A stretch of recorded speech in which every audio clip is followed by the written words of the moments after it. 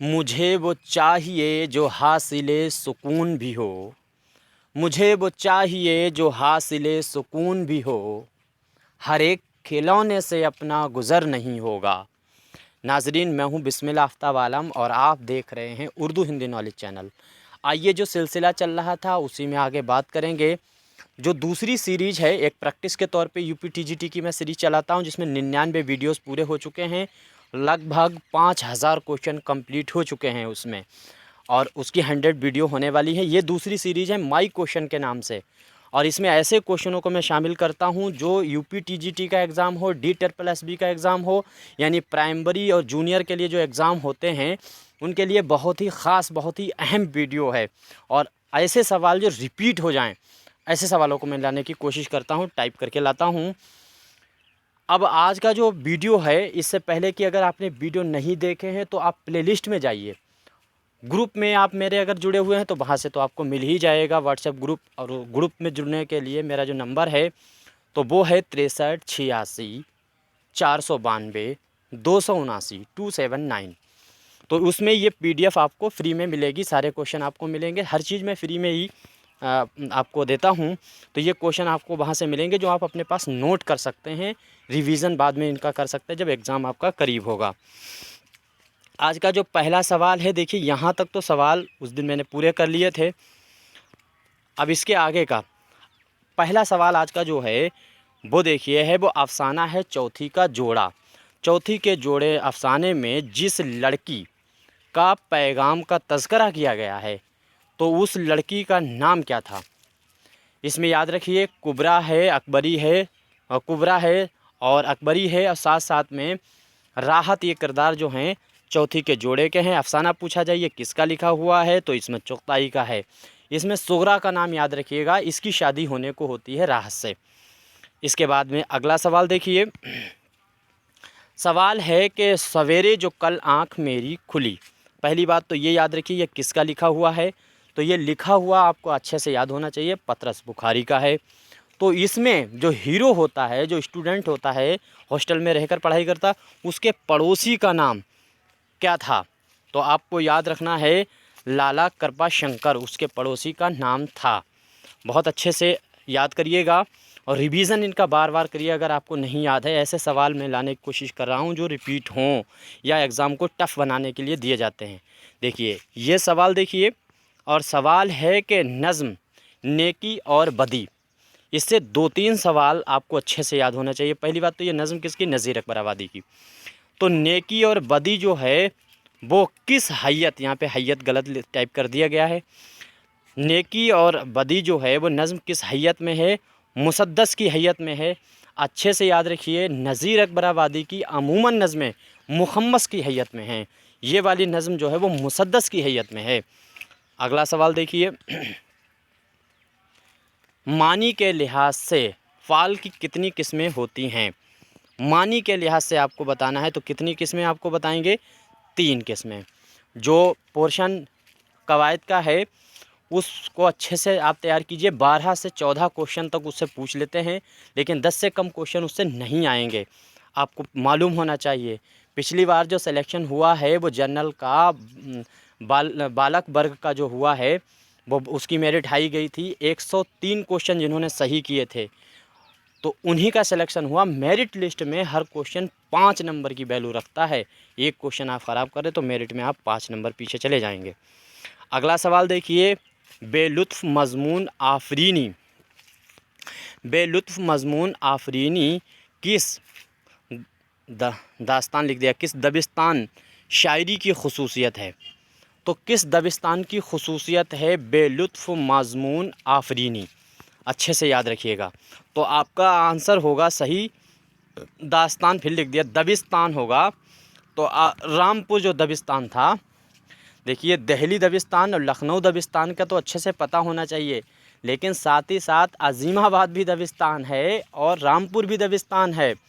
तो रामपुर दबिस्तान की ये खूबी है, दारुल सुरूर रामपुर को ही गालिब ने कहा है। सवाल है उर्दू में अलामती अफसाने का आगाज़ भी गलत लिख रखा है। अलामती अफसाने का आगाज़ जो है वो किस सन में हुआ है। कब से हुआ है? तो सही आंसर आपका क्या होगा? 1960, यानी देश आज़ादी के बाद 50 जो तरक्की पसंद तहरीक थी, जब वो ख़त्म हो गई 1954 में, उसके बाद जो है इसका आगाज़ हुआ है। और जदीदियत का भी आगाज़ का दौर यही है लगभग। अब एक सवाल देखिए, सवाल है ख़त, ये लफ्ज़ है ख़त, इसका मुतरादिफ़ के तौर पर कौन सा लफ्ज़ इस्तेमाल होता है? तो मरासला, मकालमा, ये सब इस्तेमाल होते हैं ख़त के अंदर। तो ख़त के लिए क्या आएगा? मरासला जो है, मरासला जो होता है वो आपको याद रखना है। सवाल है ज़बानों का घर हिंदुस्तान। देखिए ये लिखा है कि ज़बानों का घर हिंदुस्तान एहतशाम हुसैन की किताब में शामिल है, यानी ये बात जो है वो एहतशाम की किताब में शामिल है। तो एहतशाम की वो कौन सी किताब है? देखिए बहुत गहरा सवाल है। ज़बानों का घर हिंदुस्तान, ये जुमला याद रखिएगा, इस तरीके का मज़मून होता है ये छोटा सा। तो आपको याद रखना है उर्दू की कहानी। अब कई सवाल यहाँ से पता चलेंगे। ये क्वेश्चन तो मैं बहुत कम लेकर के आता हूँ, 30, 40, 50, लेकिन ऐसे क्वेश्चन जो अच्छी तरह से अगर आपको याद है तो पेपर आपका बिल्कुल आपके हाथ से जाएगा नहीं। दूसरी चीज़, गहरे क्वेश्चन लाने की कोशिश करता हूँ। अब आपको 3 चीज़ें याद रहे। अगर ये खाली जुमला दिया किसका है तो एहतशाम का, ये किताब किसकी है उर्दू की कहानी तो एहतशाम की, अगर ये पूछा किसका किताब में शामिल है तो उर्दू के, यानी 3 सवाल आपको यहाँ से अच्छे सवाल पता चलेंगे। ये देखिए लफ्ज़ है खुश आमद का मुज़क्कर क्या होगा? तो खुश आमद का जो मुज़क्कर होगा उसका मुज़क्कर होता है खुस्र। तो आपका आंसर ये खुस्र होगा। अगला सवाल है साहिर लुधियानवी। देखिए साहिर गलत लिखा हुआ है, साहिर लुधियानवी याद रखिएगा। मैं जो जुमला बोल रहा हूँ उसको याद रखिए, ऐसे कर लीजिए साहिर। हाँ, साहिर लुधियानवी की नज़्म ऐ इश्क कहीं ले चल, ऐ इश्क कहीं ले चल, सॉरी, ऐ इश्क कहीं ले चल जो नज़्म है वो मुझसे गलती हुई, अख्तर शिरानी की है। अब जब आ गया है याद तो याद रखिए। ऐ इश्क कहीं ले चल जो है वो अख्तर शिरानी के, ऐ शरीफ इंसानों नज़्म है जो साहिर लुधियानवी की है। तो इसमें ऐ शरीफ इंसानों में जो जिस्त का इस्तेमाल हुआ है लफ्ज़ का, वो काहे के लिए हुआ है? तो जिस्त माने ज़िंदगी होता है, याद रखिएगा। आपको अच्छे से बात याद रखनी है, वो ये याद रखनी है कि जिस्त का मतलब ये पूछा गया है। ये ज़्यादा ज़रूरी नहीं है क्योंकि वो तो आप वैसे भी बता सकते थे, लेकिन ये नज़्म किसकी आपको ये याद रखना, ऐ शरीफ इंसानों। टाइपिंग थोड़ा सा बीच में कमा लगा दिया, गलत है। सवाल है मोहम्मद हुसैन आज़ाद, आज़ाद भी गलत है। मोहम्मद हुसैन आज़ाद किस सरकारी अखबार के सब एडिटर थे? तो नायब एडिटर ये किसके थे? आपका आंसर सही होगा अतालीक। कई बार पूछा गया है अतालीक से कौन मुसन्निफ़ जुड़ा हुआ था शायद, तो याद रखिए मोहम्मद हुसैन आज़ाद जो हैं वो अतालीक से जुड़े हुए थे और इसके सब जो है एडिटर थे। अगला सवाल है कि लफ्ज़ तवल का मुतरारिफ़ लफ्ज़ कौन सा होगा? तो इसका लफ्ज़ क्या होगा? तवल का क्या होगा? तो आपका आंसर सही होगा दमामा। दमामा लफ्ज़ इसका मुतरादिफ़ है।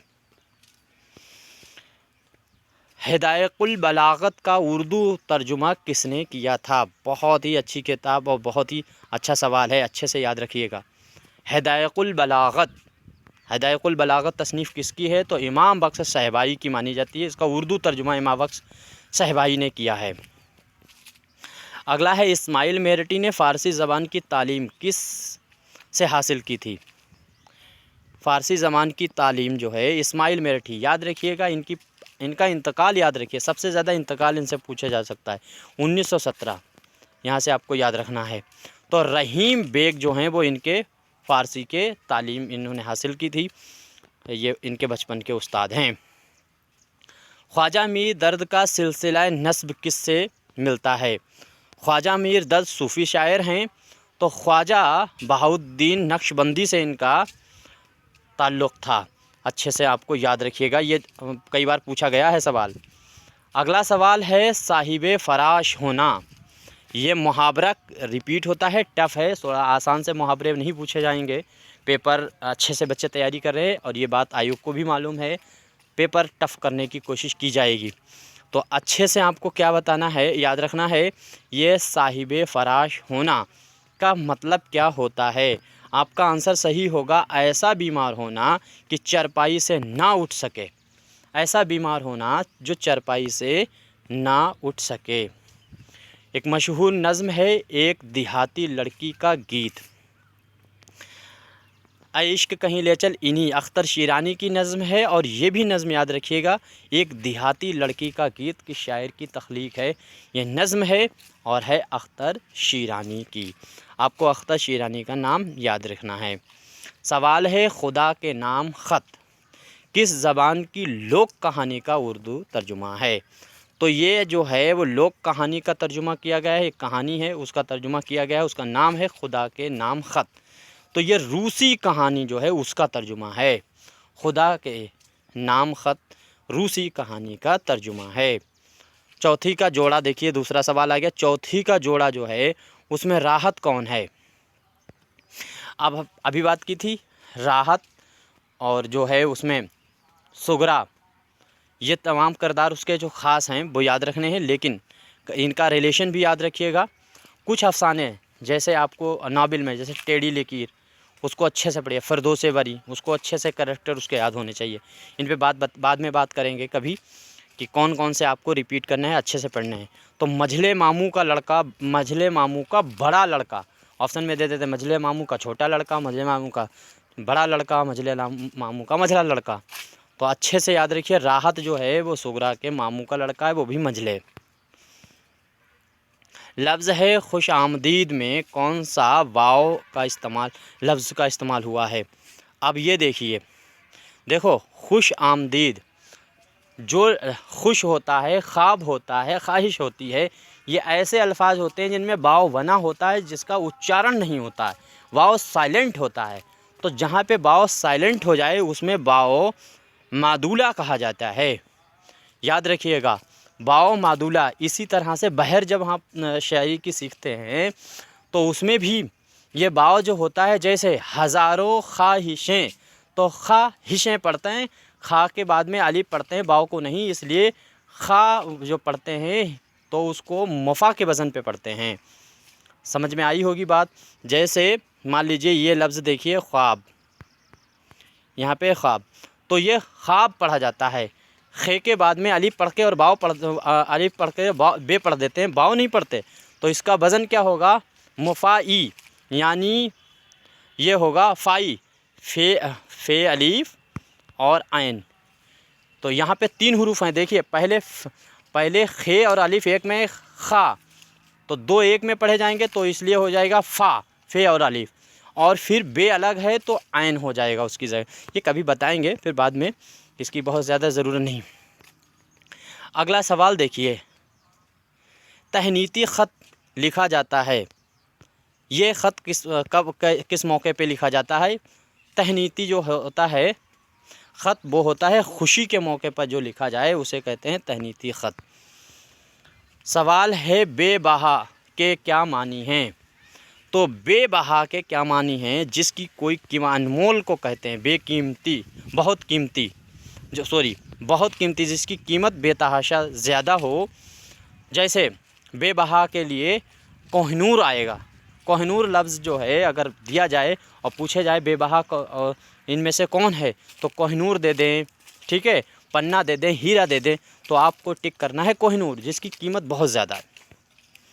अगला सवाल है, नज़्म नेकी और बदी में किन हथियार का ज़िक्र किया गया है। तो नेकी और बदी जो नज़्म है बताया था मैंने, ये मुसद्दस की हैयत में है, याद रखना, नज़ीर अकबर आबादी की है। दूसरी बात, शमशीर है, बंदूक है, सना है, इन तमाम इस तरह के हथियारों का इसमें नाम आया है। अगला सवाल है, अख्तर शीरानी का असल नाम क्या था। तो अख्तर शीरानी का असल नाम है मोहम्मद दाऊद ख़ान। सवाल है, मुसव्विर फ़ितरत के लक़ब से कौन जाना जाता है। बहुत इम्पोर्टेंट सवाल है, अच्छे से याद रखिए, ख्वाजा हसन निज़ामी का बहुत अच्छे से पढ़िए, 2-3 सवाल आना है ख्वाजा हसन निज़ामी से। तो ख्वाजा हसन निज़ामी जो हैं मुसव्विर फ़ितरत ख्वाजा हसन निज़ामी को मज़ाहिया इंशाया निगार ये हैं।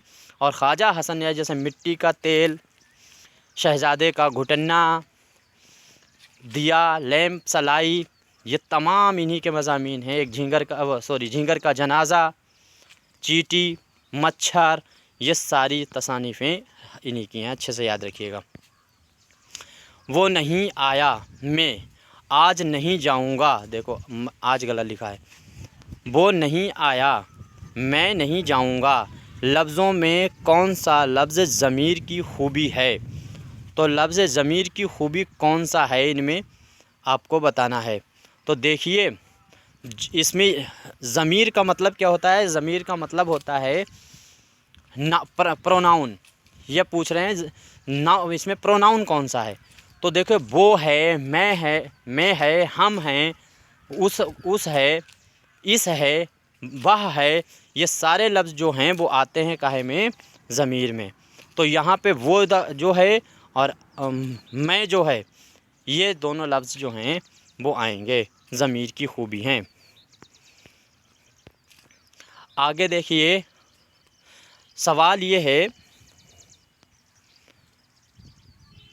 तज़वज़्ब जो है कि उसके मानी क्या हैं। तो तज़वज़्ब के मानी आपको याद रखना है शक व शुबा। अगला सवाल है लफ्ज़ किल्लत का मुतज़ाद कौन सा लफ्ज़ होगा। तो किल्लत का उल्टा बताना है। जैसे शाम है तो शाम का उल्टा सुबह, रात का उल्टा दिन। इसी तरह से मुतज़ाद का मतलब होता है उल्टा पूछना, शब्द और विलोम।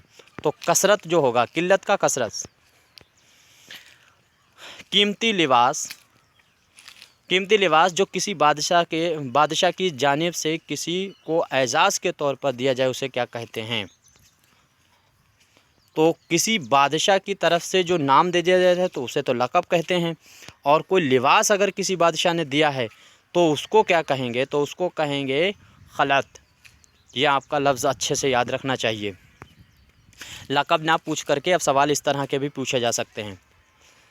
नज़ीर अकबराबादी की नज़्म नेकी और बदी में नहरनी से क्या लिया गया है। नहरनी किसे कहते हैं। तो नहरनी का मतलब होता है नाखून काटने वाला जो एक तरीका आला होता है जो बालवर होते हैं उनके पास, तो उसको कहते हैं। पुराने ज़माने में ये ज़्यादा इस्तेमाल हुआ करता था, अब इसका कम इस्तेमाल होता है। आगे देखिए द्राविड़ जो थे वो कौन सी ज़बान बोलते थे। द्राविड़ी जो थे तो वो ज़बान कौन सी बोलते थे, वो तमिल और तेलुगु जो दक्षिण की ज़बानें हैं वही बोला करते थे। दक्षिण की ज़बानें जो हैं वो द्राविड़ों की ही अभी भी हैं। उन्हीं से द्राविड़ों की ज़बानों से ही तमिल और तेलुगु और कन्नड़ वगैरह निकली हैं। ड्रामा कारतूस में किस ज़माने का ज़िक्र है। ज़बान नहीं, ज़माने। तो ड्रामा जो कारतूस है उसमें किस ज़माने का ज़िक्र किया गया, 1799 का। यानी ये ज़िक्र हुआ है वही जो हैजा जब भारत में चला था उस दौर का। अगला सवाल है सर सैयद ने अपनी बात कहने के लिए कौन सी नस्र की बुनियाद डाली। बहुत अच्छा सवाल है, अच्छे से याद रखिएगा। तो सर सैयद ने जो अपनी बात को कहने के लिए जिसकी बुनियाद डाली है वो है इस्तदलाल, यानी ऐसी नस्र जिसमें कुछ सबूत के साथ बात की जाए। अगला सवाल है सर सैयद के इंग्लिस्तान जाने का मकसद क्या था। तो इनका मकसद ख़ास तौर से मकसद था इंग्लिस्तान के तालीमी इदारों का मुताला करना और उसके बाद वैसी ही तालीम उसी ही तर्ज पे हिंदुस्तान में तालीम के लिए कदम आगे बढ़ाना। और ऐसा किया भी, वहाँ के रिसालों को देख करके यहाँ रिसाले निकाले, वहाँ की तालीम को देख करके यहाँ का तालीमी निज़ाम शुरू किया। सवाल है राशिदुल खैरी ने कौन से रिसाले में मज़ामीन लिखने का आगाज़ किया। तो राशिदुल खैरी ने कौन से मज़ामीन लिखने का किस रिसाले से आगाज़ किया है। तो मुखज़न कौन निकालता था, तो अब्दुल कादिर, अच्छे से याद रखिएगा। इसी में सारी नज़में छपा करती थी। इक़बाल की मजमुआ से पहले भांगा दरा की तमाम नज़में इसी में शाया हुई हैं। इस मुखज़न में मशहूर जो है फ़िलासफ़र ने ड्रामे को अम्ल की नकल कहा है, यानी किस मशहूर फिलोसफर ने ड्रामे को अम्ल की नकल कहा है? तो अरस्तू का नाम याद रखिएगा। अमानत लखनवी का ड्रामा इंद्र सभा में हीरो का नाम बताइए। तो इसमें टोटल किरदार पूछे जाएं तो इसमें 8 हैं। परियां कितनी हैं? 4 हैं। देव कितने हैं? 2 हैं। एक राजा है और एक जो है वो हीरो है गुलफाम। कुल मिलाकर के 8 कैरेक्टर हैं। एहसन लखनवी ने शेक्सपियर का कौन सा ड्रामा नकल करके उर्दू में मुंतकिल किया है? तो कौन सा ड्रामा नकल करके उर्दू में मुंतकिल किया है ये आपको बताना है। तो खून नाहक याद रखिएगा। खून नाहक जो है वो लिखा हुआ ड्रामा था, शेक्सपियर का ड्रामा था, उसका उर्दू तर्जुमा खून नाहक के नाम से एहसन लखनवी ने किया और तमाम तसनीफ़ें इन्हीं की तर्जुमा की हैं। मीर शेर अली अफसोस ने शेख सादी की किताब का उर्दू तर्जुमा, अच्छे से देखिए, तो शेर अली अफसोस ने एक किताब लिखी है बाग़े उर्दू, फोर्ट विलियम कॉलेज में लिखी थी, बाग़े उर्दू 1808 के करीब। और ये किताब थी शेख सादी जो फ़ारसी के थे उनकी। किस किताब का ये तर्जुमा है? तो गुलिस्तां पूछा जाए किसकी है तो शेख सादी की। बाग़े उर्दू किसकी है? तो मीर शेर अली अफसोस की। बाग़े उर्दू ने तर्जुमा किस किताब का? शेर अली अफसोस ने बाग़े उर्दू के नाम से किस किताब का तर्जुमा किया? तो गुलिस्तां का। उम्मीद करता हूँ कॉन्सेप्ट क्लियर हुआ होगा। और आज का आखिरी सवाल है शोराए उर्दू के तज़किरे। शोराए उर्दू के तज़किरे गुलशन हिंद के नाम से किसने तसनीफ़ किया है? तो गुलशन हिंद के नाम से जो तज़किरा है वो शोराए उर्दू के तज़किरे का ही शोराए उर्दू के तज़किरे जो गुलशन हिंद के नाम से ही तसनीफ़ किए गए हैं। तो हैदर बख्श हैदरी ने किया है, ये यहाँ से आपको याद रखना होगा। तो शोराए उर्दू के तज़किरे जो है वो हैदर बख्श हैदरी की इसीलिए तसनीफ़ पूछी जाती है। अब दूसरी चीज़ एक और याद रखने वाली बात है, शोराए उर्दू के तज़किरे, और अगर पूछा जाए तज़किरा शोराए उर्दू किसका है तो वो मीर हसन का है। उसमें तज़किरा लफ्ज़ पहले आ जाएगा, फिर शोराए उर्दू बाद में होगा। यहाँ पे शोराए उर्दू के तज़किरे है, पलट कर के बात है। तो दोनों अलग अलग हैं, दोनों राइटर के, कन्फ्यूज़ मत होना, एक ही जैसे लगते हैं जब एग्ज़ाम में आते हैं। उम्मीद करता हूँ सारे सवाल आपको अच्छे लगे होंगे। कोई भी मशवरा हो तो ज़रूर बताइए, कोई सवाल गलत हुआ हो तो आप ज़रूर बताइएगा, लेकिन दलील के साथ, इस्तदलाल के साथ बताना है। उम्मीद करता हूँ अगर आपको मेरे नंबर व्हाट्सएप पे जुड़ना है, व्हाट्सएप ग्रुप में, तो मैंने नंबर आपको बोला था, उसी नंबर पे आप कांटेक्ट कर सकते हैं। और ख़ास तौर से टीजीटी वाले हैं और प्राइमरी और जूनियर के जो एग्ज़ाम होते हैं उर्दू के सेट वगैरह के, उनके लिए मैं कोशिश कर रहा हूँ। और जल्दी आज ही कल में मैंने कहा था कि लिस्ट पे पिछली बार जो है मेरिट कैसे गई थी, कितनी गई थी, बैटिंग में कौन कौन रह गया था, क्या हुआ था, वो मैं आपको बताऊंगा। और आपको मेरिट नज़र में ज़रूर रखना चाहिए, तभी टारगेट सेट होगा।